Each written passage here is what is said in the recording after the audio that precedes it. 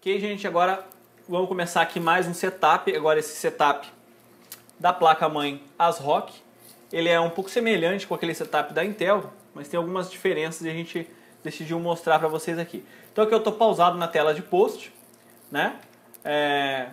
E aqui eu já tenho algumas informações. Deixa eu reiniciar ela aqui para vocês observarem.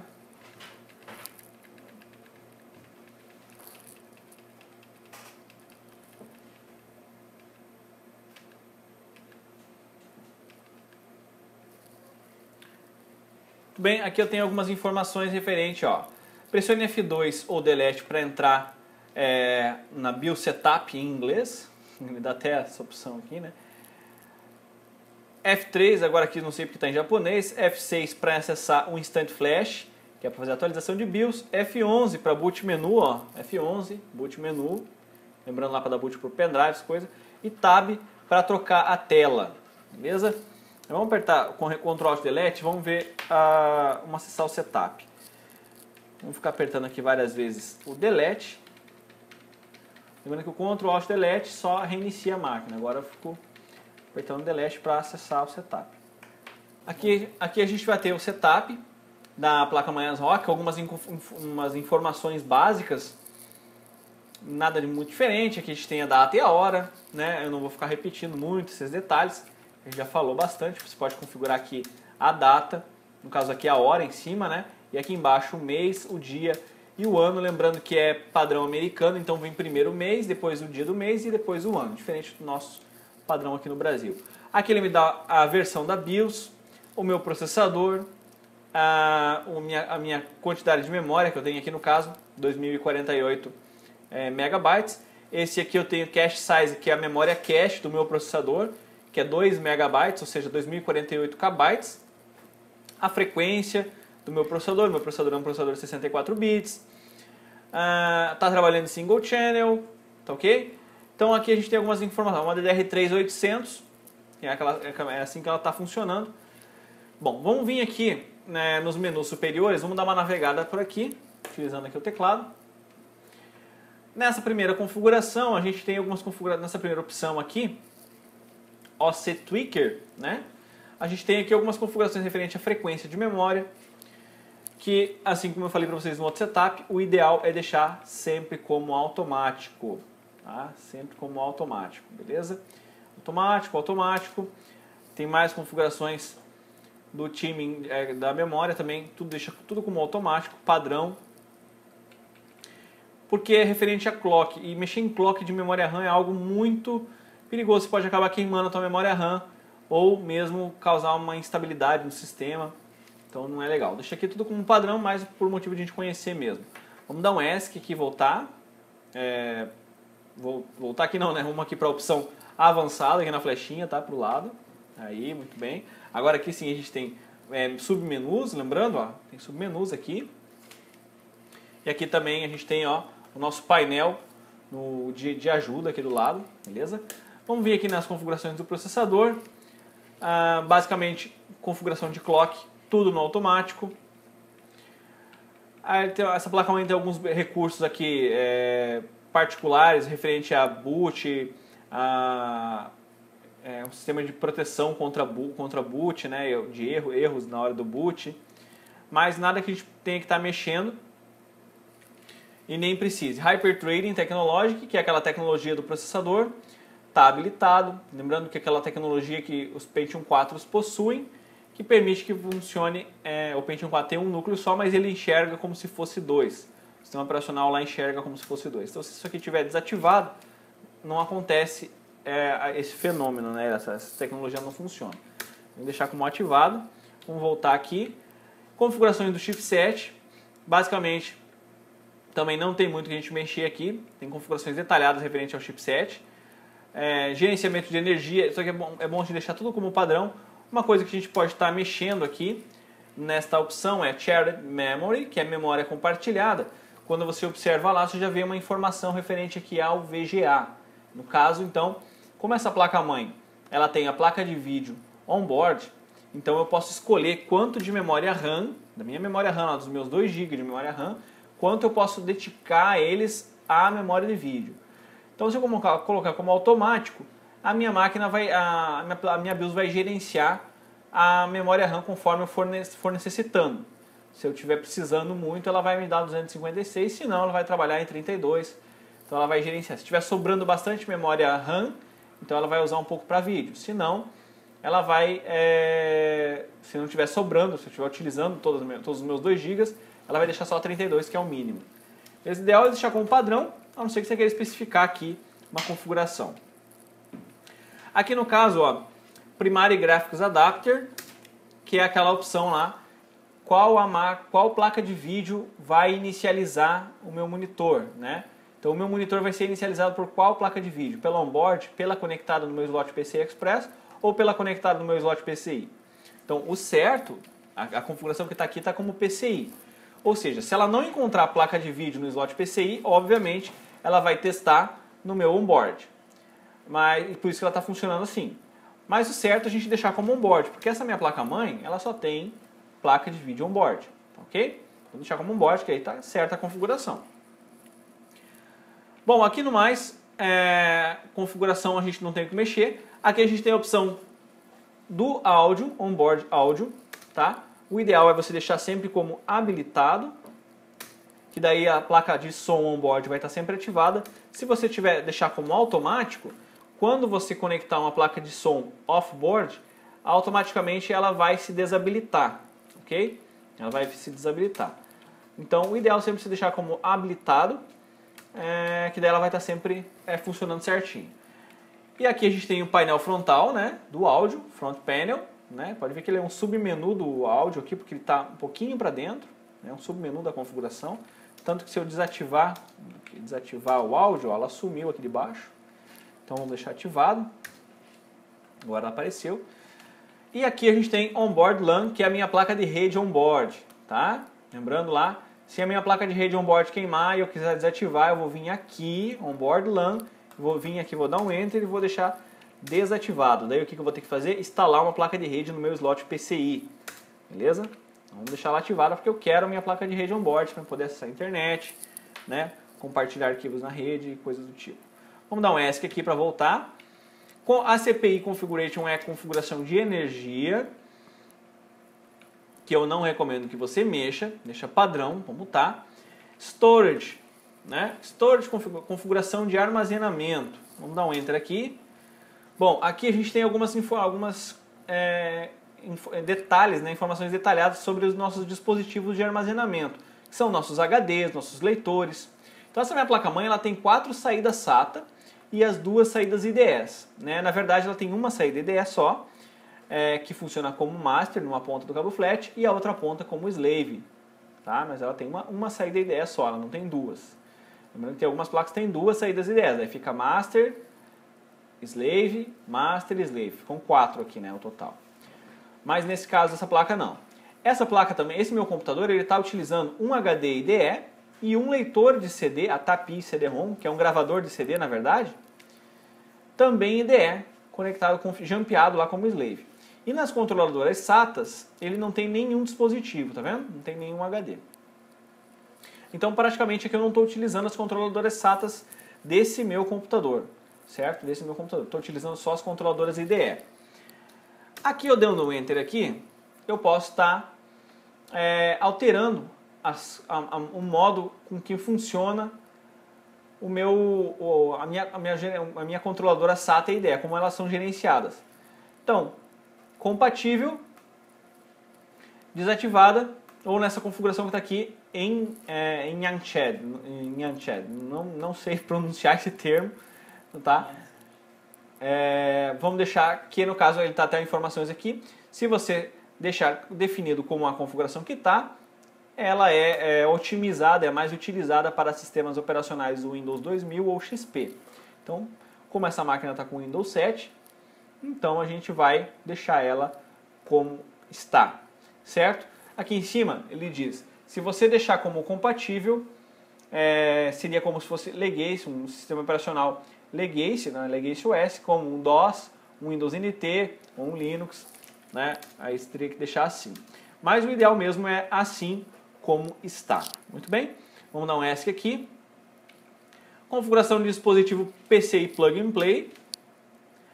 não tem muito o que mexer, é a velocidade do teu barramento PCI, é o ideal mesmo deixar como 32 bits aqui, para não sobrecarregar, também não tirar potência dos outros dispositivos. Dispositivos I/O, opa, aqui, vou voltar aqui, aí, muito bem, aqui, vou dar um enter de volta. Que são as nossas controladoras seriais, certo? As nossas saídas seriais, aquelas saídas que eu falei para vocês lá, das impressoras matriciais, das impressoras fiscais, balança, também a gente não deve mexer, não precisa mexer muito isso aqui. O padrão são endereçamentos de IRQ, que a gente deve manter padrão para não gerar conflito de IRQ. Antigamente se precisava configurar isso daqui, hoje em dia as configurações melhores são as automáticas, tá? Se você acabar mexendo nessas configurações, você acaba conflitando uma configuração com a outra e aí não fica legal, você vai gerar instabilidade. Então o ideal mesmo é deixar por padrão ali. Bom, e aí a gente tem por último aqui a nossa opção de USB, que é muito importante. Olha só, controladora USB ativada, Enable, né? USB 2.0 Support, Enable. Legacy USB Support, Enable. Isso aqui é para que a gente possa reconhecer o nosso pendrive de boot lá, né? Dispositivos USB, para que os nossos dispositivos de USB possam dar boot sem maiores problemas. Então deixar sempre como Enable, ok?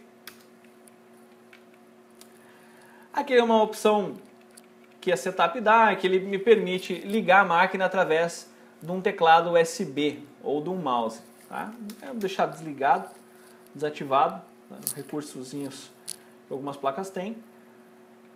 E aqui por último a gente tem BIOS Update Utility, ASRock Instant Flash, que é o gerenciador de atualização de BIOS, tá? Nesse caso a gente não vai mexer.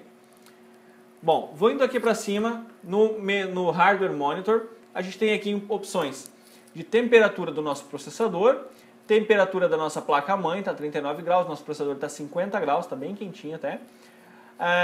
A velocidade do nosso cooler está 3.200 rotações por minuto. Não temos cooler de gabinete, nenhum encontrado. E aqui a voltagem do nosso computador. O recurso cooler, né, CPU Fan8, está desativado. Se eu ativar, dei um Enter, abriu essas opções aqui embaixo. E aí eu posso gerenciar a média de temperatura que eu quero que o meu processador, que o meu cooler gire mais rápido. Por exemplo, se eu der um Enter aqui no caso para mim alterar, eu tenho que vir aqui no mais ou no menos, tá vendo? Para alterar as configurações aqui no mais ou no menos. Então vamos supor assim, eu vou colocar aqui, que quando o meu processador chegar a 65 graus, então a velocidade do cooler vai ser fast, que é rápido, certo? Então basicamente seria a tolerância máxima, a velocidade máxima do meu cooler. Mas vamos deixar como desativado, que daí ele funciona sempre na velocidade máxima. Por quê? Porque eu tenho um Pentium 4 rodando aqui, o Pentium 4 consome uma energia e gasta e esquenta bastante. Então é melhor que ela funcione sempre na melhor velocidade, na máxima velocidade do nosso processador, nosso cooler, né? Bom, vindo na guia de boot, vamos dar um Enter aqui. Aqui a gente tem as nossas opções de boot, tá? Vamos dar um Enter nessa primeira opção, que é um submenu. Você pode ver aqui a marquinha. Vamos dar um Enter aqui. Aqui a gente tem algumas informaçõezinhas básicas de boot. Full Screen Logo. Você viu quando a gente ligou a máquina, apareceu aquela logomarca da ASRock. Então aqui que eu posso ativar ou desativar aquela função. Desativei. Pronto. Boot from LAN, né? Onboard LAN, ou seja, dá boot pela placa de rede onboard, desativado. Isso aqui é bom sempre ficar desativado para não atrasar o boot, tá? E o Boot Up Numlock, que no caso é o Numlock do meu teclado, aqui a teclinha Numlock, ela, quando o computador ligar, ela fica acesa ou apagada. Então não tem muito o que a gente mexer. Aqui eu tenho a ordem de boot que eu quero, ordem de dispositivo de boot que eu quero. Então, qual o primeiro dispositivo de boot que eu quero que inicialize, qual o segundo e qual o terceiro. Ou seja, quando eu ligar a minha máquina, aonde eu quero que a minha placa-mãe busque o sistema operacional, onde que eu quero que ela busque o Windows ou o Linux, o que seja. Eu quero que ela busque qual vai ser o primeiro, qual vai ser o primeiro da lista. Então, o primeiro da lista está o meu USB SanDisk Cruiser, que é o Pendrive Tools aqui. Está conectado. O segundo da lista, ou seja, se não tiver Sistema Operacional no Pendrive Tools, ela vai buscar no meu HD Maxtor. Se não tiver sistema operacional no meu HD Maxtor, ela vai buscar no meu leitor de CD, tá bom? Então aqui, se eu der um Enter aqui, eu posso alterar essa ordem. Ó. Posso, por exemplo, selecionar o HD como primeiro e o meu pendrive aqui como segundo. Ou então eu posso selecionar o meu leitor como segundo e o meu pendrive como terceiro. Ok? Se você for formatar, a configuração certa é deixar o pendrive, se você estiver usando o Pendrive Tools, claro, né? É deixar o pendrive como primeiro e aí, e o HD como segundo, né? No caso nosso aqui é um HD Maxtor, o HD como segundo, HD, USB, HD e o CD como terceiro. Se você for formatar por CD, o ideal é que você altere aqui para CD, ok? E aí o segundo vai ficar o HD e no caso o terceiro teria desativado, porque não tem por que você dar boot para um pendrive se você está formatando pelo CD. Bom, aqui você tem mais três recursos, tá? Esse primeiro recurso, por exemplo, se eu der um Enter aqui, são os meus HDs, né, Hard Disk Drives. Se eu tivesse 2 HDs, ou 3 HDs, vamos supor 2 HDs, é aquela função que eu expliquei num outro vídeo de setup para vocês também. Se eu tiver 2 HDs, eu posso escolher qual que vai ser o primeiro entre os HDs, ok? Qual vai dar boot primeiro entre os HDs. Então, vamos voltar aqui. A mesma coisa no CD. Se eu tiver 2 dispositivos, 2 leitores de CD, 2 gravadores de CD, ou um gravador, um leitor, 2 unidades óticas, tá? Pode ser um gravador, um leitor, outro leitor, 2 gravadores, tanto faz. Eu posso escolher, se eu tivesse os 2 aqui, ele me dá a opção de escolha, e aí eu poderia alternar qual dos 2 leitores eu queria que ele buscasse primeiro, certo? A mesma coisa no dispositivo USB. No caso, como eu só estou com um pendrive conectado na minha saída USB, ele me dá a opção só do SanDisk Cruzer Blade, né? Que é o primeiro aí, que é o Pendrive Tools. Se eu tivesse com 2 pendrives, ele também me daria a opção aqui e eu poderia alternar quando ele desse boot pelo dispositivo USB e a dar boot pelo outro pendrive, ok? Bom, basicamente isso. Opções de segurança aqui no menu aqui de cima, né? Usando a flechinha para o lado. Aqui é aquela configuração de eu poder setar senhas, definir senhas para acessarem meu setup.